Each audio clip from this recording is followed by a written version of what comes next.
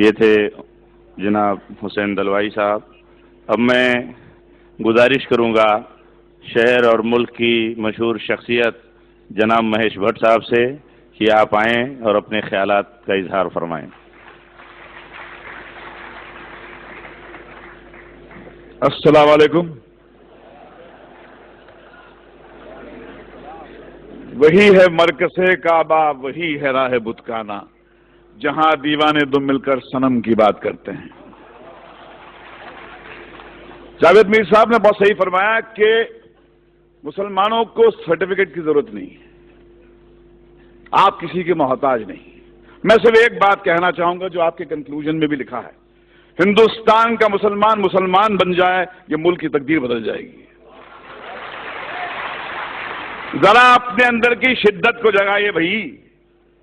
مجھے ایک بات سمجھ میں آئی ہے جتنا میں نے اسلام کے بارے میں پڑھا ہے کہ ڈرا ہوا آدمی مسلمان نہیں ہو سکتا، کیونکہ جہاں ڈر ہے وہاں اسلام نہیں، اور جہاں اسلام ہے وہاں ڈر نہیں۔ جیسے جہاں اندھیرا ہوتا ہے وہاں روشنی ہوتی ہے، جہاں روشنی ہوتی ہے وہاں اندھیرا نہیں ہوتا۔ ایک حدیث مجھے ہمارے دوست محمود مدنی صاحب نے لکھوائی تھی جو میرے کمپیوٹر پہ ہے، انصر اخاک ظالمن او مظلوما، مدد کر، اپنے بھائی کی مدد کر، مظلوم ہو تو مدد کر، ظالم ہو تو مدد کر۔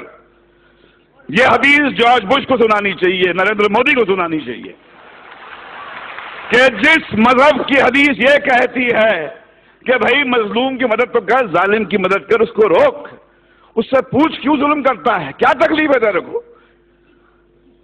بھائی بولا ہے ظالم کو۔ اب ایسے مذہب میں ٹالرنس نہیں ہے تو اور کیا ہے؟ مگر سمسیا کچھ اور ہے۔ آپ اندھوں کے ملک میں، اندھوں کی دنیا میں آئینہ بیچنے نکلے ہیں۔ دنیا کا سب سے بڑا دہشت گرد وائٹ ہاؤس میں رہتا ہے، افغانستان کی پہاڑیوں میں نہیں رہتا ہے، اور یہ پورے دنیا کی حکومتیں، یہ 6 بلین لوگ، ان کی جرت نہیں ہوتی ہے کہ جا کے اس جارج بش کو ٹیررسٹ کر کے اس کو پھانسی پہ کے تختے پہ لے جائے۔ میں اوسامہ بن لادن کے خون کے کھیل کو نہیں معاف کروں گا، بشرطے آپ جارج بش کو بھی اسی طرح ٹریٹ کریں۔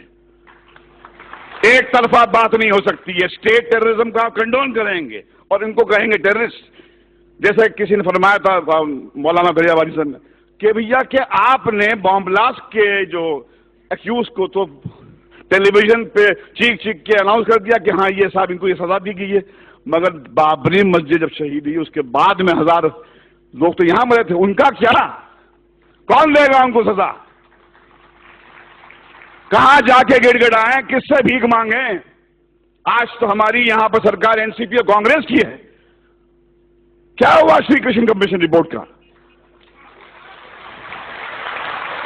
جو سماج انصاف نہیں دے سکتا وہ ٹیررزم سے مکت نہیں ہو سکتا۔ اگر آپ کو ٹیررزم سے مکت ہونا ہے تو انصاف دینا پڑے گا آپ کو، اور اگر آپ نے اپنے پولیس اسٹیشنز کو ٹارچر چیمبرز بنا دیا، وہاں پر معصوم کو لے جا کے مارو گے، پیٹو گے، ذلیل کرو گے، تو ٹیررزم بڑھے گا۔ ہمیں ایک ہی بات کرنی چاہیے، وہ یہ ہے کہ ہمارے اندر وہ جرت ہونی چاہیے۔ حدیث آپ کی ہے، رسول اللہ نے فرمایا تھا کہ سب سے بڑا جہاد کیا ہے؟ ظالم بادشاہ کو اپنا صحیح چہرہ دکھانا۔ ظالم بادشاہ کو کہو کہ تم کتنے بدصورت ہو، ان سے کہو کہ یہ کیا دو طرفی بات ہو رہی ہے، جب چاہے آپ نے کھڑا کر دیا ہم کو کٹ گھرے میں۔ اور دیکھیے جارج بش بھی کہتا ہے کہ اسلام تو مذہب پیس کا ہے، ٹالرنس کا ہے، مگر فیکٹ یہ ہے کہ جہاں داڑھی والا نظر آتا ہے آپ بولتے ٹیررسٹ ہے۔ یہ لڑائی اس سیمینار سے ختم نہیں ہونے والی ہے، یہ بہت لمبی لڑائی ہے، وہ دور آ گیا ہے۔ رسول اللہ نے فرمایا تھا اسلام آپ کے ہاتھ میں جلتا ہوا کوئلہ بن جائے گا، جس میں دم ہے وہ بنے مسلمان اور جیے شان سے، مگر کسی کے سامنے گڑ گڑائیے مت، کسی کے ساتھ کسی کے تلوے مت چاٹیے، کیونکہ آپ اس طاقت سے کنیکٹڈ ہیں۔ یہ ملک آپ کا ہے، اس میں آپ کے पुरखों کا खून ہے. جو آپ کو کہتا ہے, آپ کو نیچا دکھاتا ہے, اس کو بولو باہر نکل یہاں سے. یہ آپ کا ملک ہے, یہ ہمارے آپ کا ملک ہے, اس کو ہم ٹھیک کریں گے. اسلاموفوبیا ہندوستان کو شوبھا نہیں دیتا. یہ ویسٹ سے میکڈونلڈ لانے والے, کوکا کولا لانے والے لوگوں کا ہو کہ اسلاموفوبیا ویسٹ میں رکھیں. ہندوستان جو ہے ایسا ملک ہے, میں اپنے داڑھی والے بھائیوں کے ساتھ محفوظ محسوس کرتا ہوں, ڈرتا نہیں ہوں میں. جب میں مسلمان بھائی کے ساتھ میں ہوتا ہوں مجھے لگتا ہے کہ یہ بچائے گا مجھے.